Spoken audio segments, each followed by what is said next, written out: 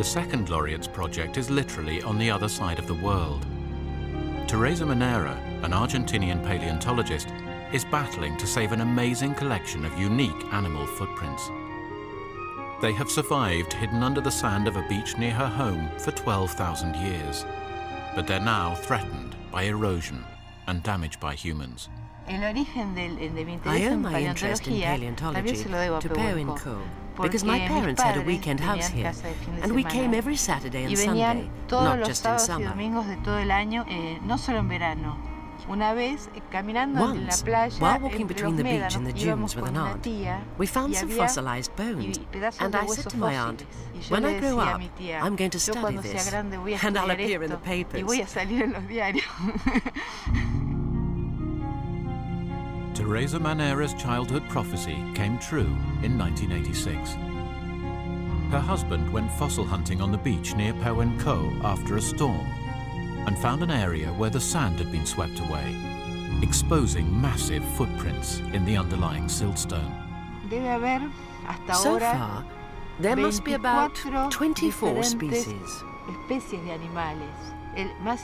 The most important, and what makes this site so important, is the great number of tracks left by megatheriums, the massive giant ground sloth, the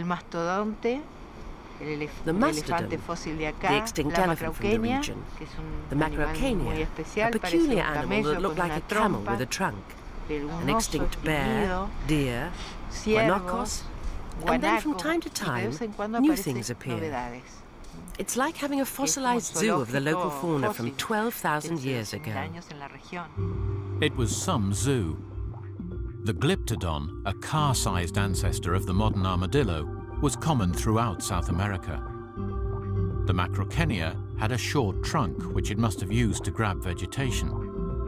The largest creature, more than 5 meters high, was the megatherium. Like most megafauna, it became extinct some 10,000 years ago.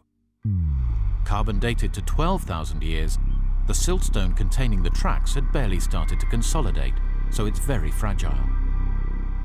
It's soft when it's damp, and what's more, when it dries out, as soon as it dries out, it turns to dust. There are two things destroying the footprints. One is erosion caused by the sea, which is inevitable. But the damage caused by cars, combined with the effect of the sea, speeds up the marine erosion. In summer, there are countless 4x4 vehicles on the beach. But most damage is done by local fishermen. They're active 12 months a year.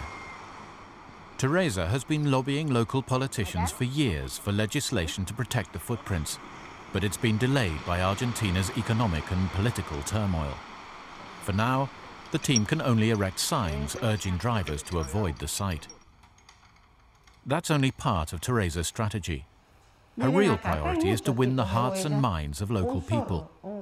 If she can enthuse Paleontologist school children about the footprints, they might persuade their parents not to drive over them. Teresa and her colleagues have worked with the footprints for 18 years, but this is the first time they've been seen by Fernando Novas, one of Argentina's best-known paleontologists. Yes, in reality, it's fantastic evidence that shows us whether an animal of 5 tons, the weight of an elephant, walked in a semi-upright or upright posture.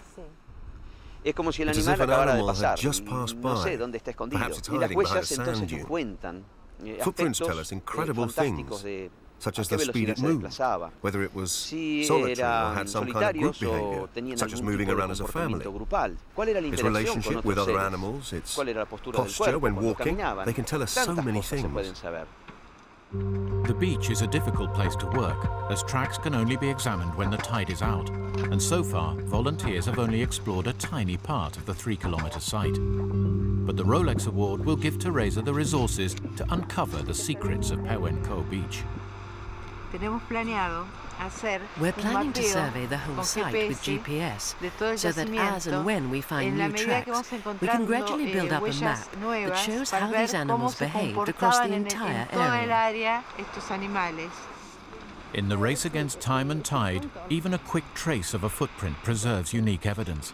But research can easily harm the tracks, so Teresa plans to take molds from them.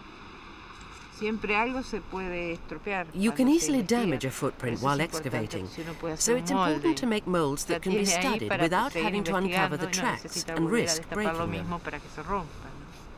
They're testing a new fast-drying latex.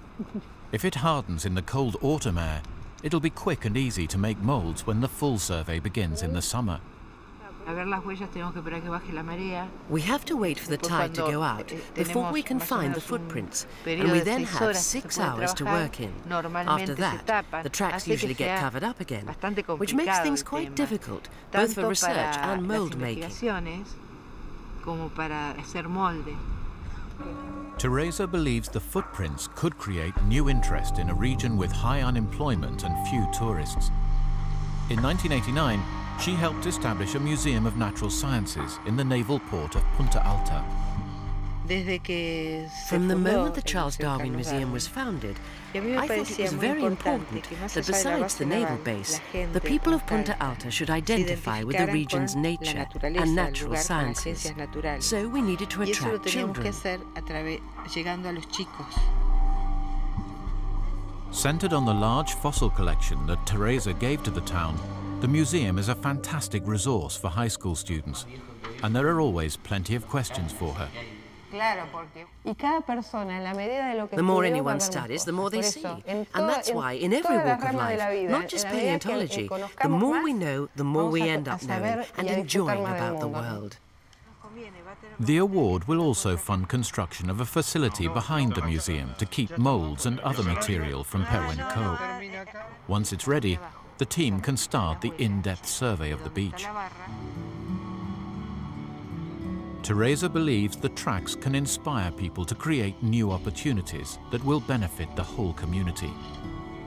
She hopes Paleontology will one day have an open-air park where visitors can see full-scale replicas of the footprints and the animals that left them. The sea will eventually claim the footprints, yet at least the Rolex Award will focus international attention on the Paleontology site and give Teresa the chance to make a permanent record before the tracks are lost forever. I think it's important to find one's vocation in life.